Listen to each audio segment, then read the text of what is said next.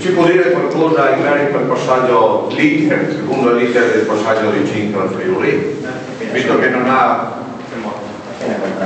Cioè non è una roba che siamo annoiati, mi ricordavo per andare è fermo. Noi abbiamo sempre dato l'ok al fatto che i cittadini si esprimano, se i cittadini decidono una cosa per me è legge, appunto. Guardate, io ho dato l'ok anche a Sappada a fare, cioè prima di me, il mio predecessore, partiva da un presupposto che non si dà l'autorizzazione a nessuno. Io dico che se un autonomista, quale io mi ritengo, non vieta la libertà a nessuno, se qualcuno si è convinto, dopo se vade a e se ritrova una sorpresa che cazzo sui, ma noi altri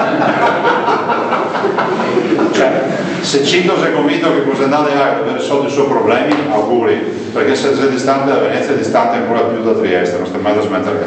Grazie. Prego.